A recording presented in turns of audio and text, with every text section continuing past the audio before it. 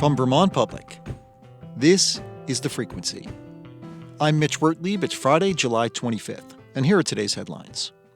Senator Peter Welch is pushing a bill that would exempt small businesses from tariffs imposed by the Trump administration. He says it's been very hard for many of these businesses to absorb the costs of the tariffs. Welch estimates the legislation would affect about 99% of all businesses in Vermont and have a profound impact on trade with Canada. He says he's working to build a coalition of senators from northern border states to support the bill. In some ways, is an easy case to make because they look at what's happening to their small businesses. They look at what's happening to their tourism industry, and they hear the same thing that I'm hearing from Vermonters. The hard thing is to get them to vote for it because they're terrified of President Trump.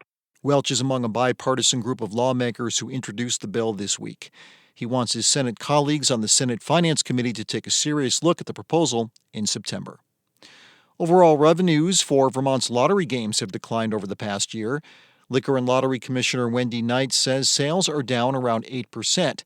That means the lottery's transfer to the education fund will roughly be $3 million less than projected. But this represents just a fraction of the entire fund.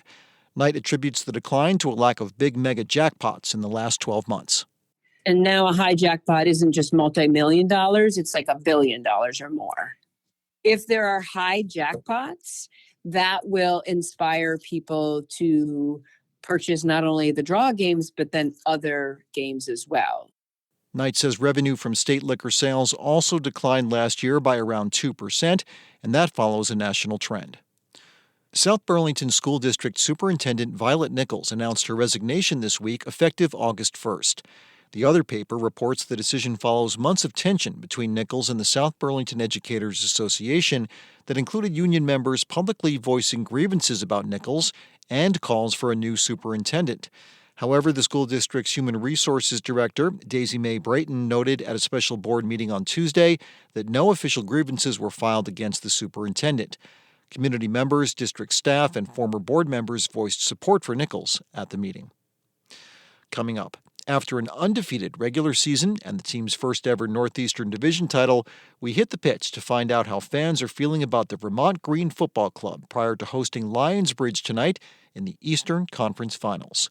That's after this. Thanks for listening to The Frequency, where support comes from Alpine Telehealth, offering telepsychiatry solutions for Vermont hospital, community mental health, and primary care. Physician-owned and operated since 2018. Learn more at alpinetelehealth.com. Tonight, the Vermont Green Football Club takes on Lionsbridge FC in the midst of Vermont's longest playoff run in their history. The Burlington-based semi-pro soccer team played the opening match of the tournament last Friday. It was a big night for the team and fans alike, especially the Green Mountain Boys, a supporters group of the club. Vermont Public's Burgess Brown spent the evening in the stands with the group. Virtue Field is buzzing, and we're still 2 hours from kickoff. In the south end of the stands, the Green Mountain Boys are setting the stage for a raucous evening. This whole section is kind of like a stand-up, cheer it out, get along with the chants. Sarah LaRush has been a member of the group since the Green's inaugural season 4 years ago. She and the rest of the crew are gathering drums and flags and hanging large banners across the railing at the front of the stands. The energy that we bring and the feeling of looking into the stands and seeing just a sea of spectators and fans just giving it up for your play, I think it has a huge impact on how they play and how they perform. And the players have been performing really well. They're undefeated this season. But nothing is certain in the playoffs. So tonight, Tyler Litwin says part of the responsibility of the group is to get the rest of the stadium on their feet. We're here to be the loudest, arguably most obnoxious people in the room, which sort of sets the high bar, and then it's easy to be like 50% as embarrassing and still be involved, so yeah. Tyler founded the supporters group, and as a bit of a joke, they called themselves the Green Mountain Boys, a melding of the Revolutionary War militia and the nickname of a Scottish soccer team. Tyler's on drum duty tonight. Mike Popovich is manning the megaphone. Somebody had to take up the mantle, and I have the loudest mouth. Meanwhile, Carrie Thompson, is testing out some banter by shouting at opposing players about their cookie preferences. Are you a snickerdoodle kind of guy? We do have some gentle heckling. Chocolate chip? We're very family friendly. He likes Oreos! The stands are packed as 2,500 fans cram into the metal bleachers. Tickets for this match against the Hudson Valley Hammers sold out in less than 4 minutes. The match is underway, and the Green Mountain Bahoys rip through their repertoire of chants.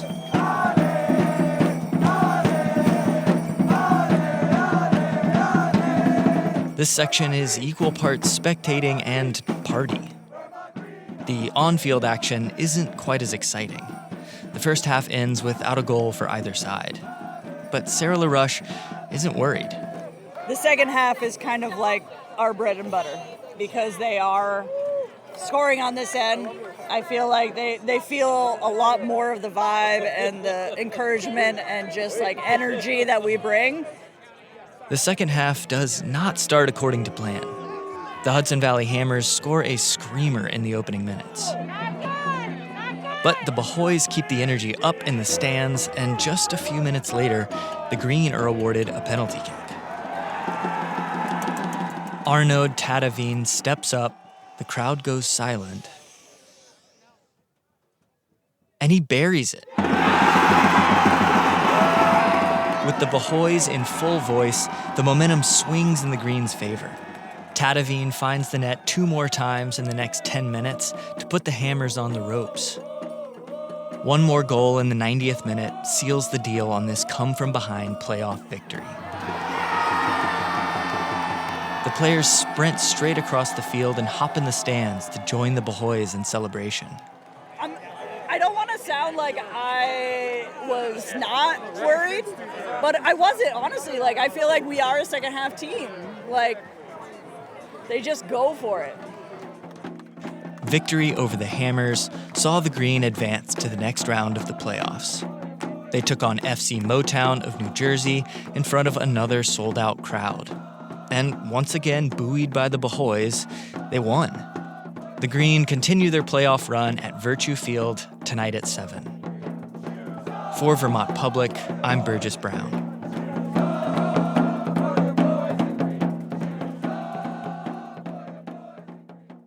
And there's more on Vermont Green FC ahead as we check in with our weekly look at news from the world of sports. But first, what a weird week for the Boston Red Sox coming out of Major League Baseball's All-Star break as the team avoided 2 potential sweeps at the hands of a couple of National League powerhouses. After dropping 2 games at Wrigley Field, the Sox were rescued by Wilyer Abreu's 2 home runs in Game 3 of their series against the Chicago Cubs. And then things really took a turn for the strange in Philadelphia, which shouldn't be too surprising for a city that once achieved notoriety for its football fans hurling snowballs at Santa Claus. Game 1 went to extra innings, and the Phillies won it on a walk-off play that had not occurred in baseball since 1971. With the bases loaded and nobody out, Red Sox catcher Carlos Narvaez was tagged for catcher's interference when his glove made contact on a checked swing by the Phillies' Edmundo Sosa. That automatically brought in the runner from third to end the game 3-2 in favor of the Phillies. Now, it's more than likely the Phillies would have pushed across that winning run anyway with no outs and ducks on every pond, but it was bizarre to see a game end in such fashion for only the second time in more than half a century. And wouldn't you know it, Narvaez was called for another catcher's interference for glove-to-bat contact in the very next game. That play didn't result in a walk-off win, but it's a once-in-a-blue-moon kind of call, and to have Narvaez fall prey to it 2 games in a row had me wondering if the baseball gods were enjoying one too many brewskis at Citizens Bank Park. It was also tough for Narvaez personally because he's been having a stellar year defensively, and being called for 2 catcher's interference calls in back-to-back games took a bit of shine off that luster. But guess what? Once the baseball gods sobered up for Game 3, they granted Boston's rookie catcher the sweet nectar of redemption. It fittingly came in extra innings, when earlier it looked for sure like Philly was readying the brooms for a clean sweep. They were up 5-0 after the Red Sox gave up solo home runs to 5 different players, and Philly starter Jesus Luzardo was cruising into the 5th inning with a no-hitter. But that's when the wheels came off. Luzardo lost command of the strike zone and loaded the bases. He then gave up 2 runs on back-to-back walks to make it 5-2. Why Phillies manager Rob Thompson didn't get his bullpen stirring amid the meltdown is anyone's guess, but he left Luzardo in long enough to face Boston's Romy Gonzalez with the bases still juiced, and Gonzalez snapped an 0-for-20 skid at the plate with a grand slam to put the Red Sox ahead 6-5. Phillies catcher J.T. Realmuto would tie the game with a blast of his own off Aroldis Chapman, who's otherwise been nearly untouchable all season, but that just turned the spotlight up even brighter for Narvaez when he came up to bat in the 11th inning and belted a 2-run homer to give Boston a 9-7 lead. The Phillies would get one back in their half of the 11th, but that would be all, as the Red Sox escaped with a 9-8 win.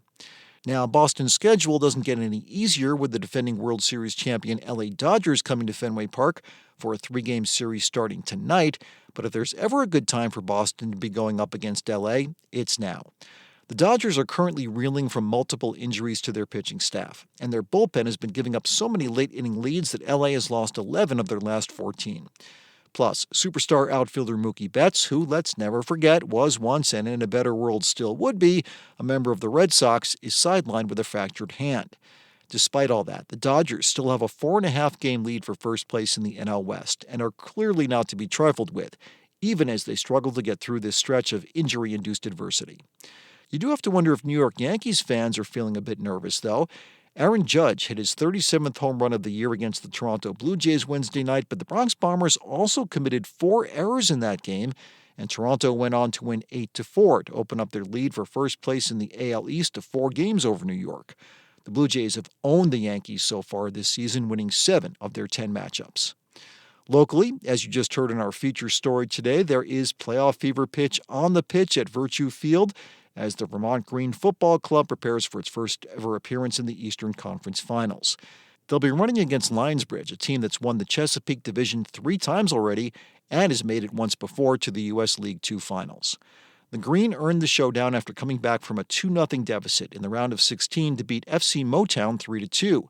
The winner of tonight's sold-out contest earns a trip to Sunday's national semifinal. And finally, what a run it's been for the Champlain All-Stars Little League girls softball team, one that is perhaps still going. The squad of 10 to 12-year-olds won Vermont's Little League Softball State Championship and then opened the New England Regional Tournament with a thrilling 4-3 walk-off victory over Maine on Monday when Lily Winiger delivered a game-winning single in the bottom of the 8th. 2 days later, they fell to Guilford, Connecticut 10-0, but they still had a chance to advance to the finals, pending the outcome of yesterday's modified double elimination semifinal. If the Champlain All-Stars were able to stay afloat, they will play in today's winner-take-all New England Championship, but even if their season ended yesterday, it was one for the ages. And that's our weekly look at news from the world of sports.